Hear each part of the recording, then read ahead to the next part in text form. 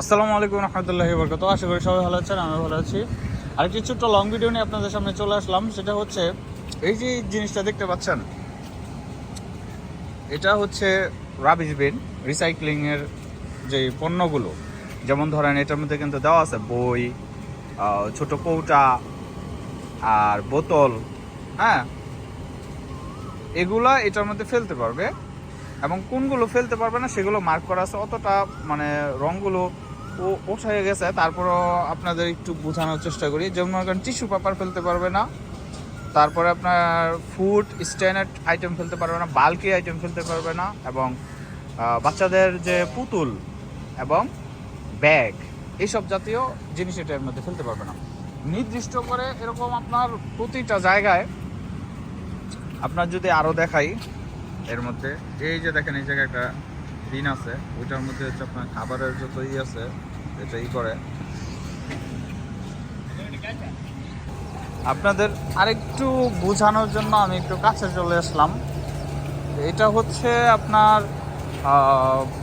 বাসা বাড়িতে রাবিশ বিন, এইটা হচ্ছে সেম এরকম রাবিশ বিন। আর এগুলো হচ্ছে ছোট ছোট ট্রলি, এগুলার জন্য নির্দিষ্ট কোম্পানির লোক থাকে, তারা এগুলো মেনটেন করে।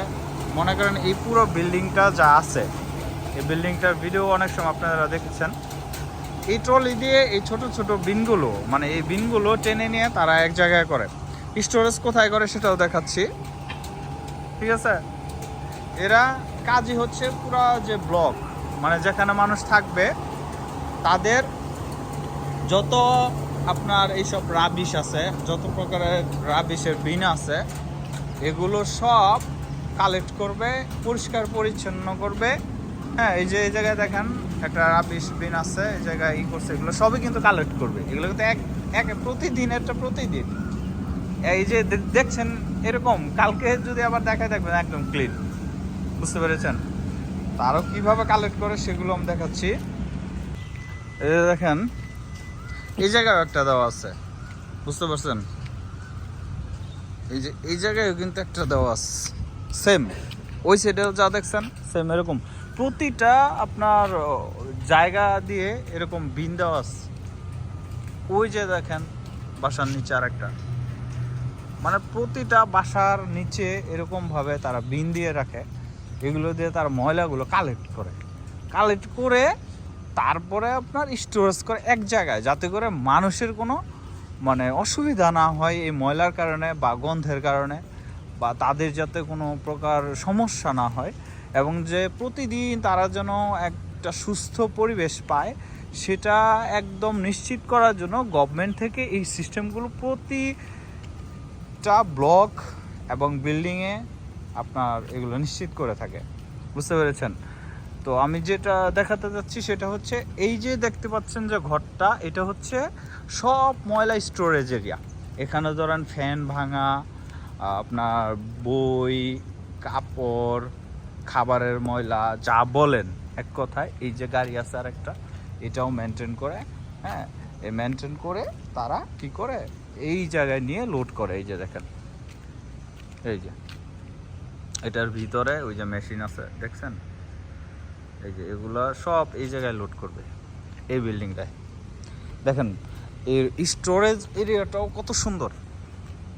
এক কথায় দেখেন স্টোরেজ এরিয়া ময়লার, তারপরে দেখেন কত সুন্দর, বুঝতে পারছেন। মানে কি বলবো, এক কথায় প্রতিটা সিস্টেমই তাদের পরিষ্কার পরিচ্ছন্ন এবং দেখার মতো। দেখা যায় যেমন কত সুন্দর একটা বাড়ি, কিন্তু আসলে এটা একটা স্টোরেজ এরিয়া। বাট এখানে যারা মেনটেন করে তাদের কিন্তু থাকার ব্যবস্থা এই জায়গায় আছে, খুব সুন্দর পরিবেশ। একদম মনে করেন ভালো বাসার যে একটা সিস্টেম দরকার, এটার মধ্যে তাই আছে। তো এই কারণে সিঙ্গাপুর পরিষ্কার পরিচ্ছন্ন, বুঝতে পেরেছেন।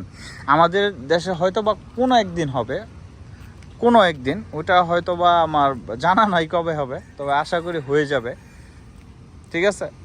তো এই যে এইভাবেই তারা আর কি সিঙ্গাপুরে আপনার প্রপার পরিষ্কার পরিচ্ছন্ন কাজগুলো করে থাকে। এই যে দেখেন অলরেডি একটা নিয়ে এসে পড়ছে এক ভাই, উনি কিন্তু বাঙালি আমাদের মতোই, উনি এই কোম্পানিতে কাজ করে।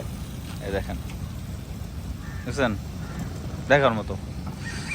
তো যাই হোক, ভিডিওটা দেখে কেমন লাগলো অবশ্যই লাইক কমেন্ট শেয়ারের মাধ্যমে জানাবেন, সবাইকে দেখার সুযোগ করে দেবেন। সবাই ভালো থাকবেন, আসসালামু আলাইকুম।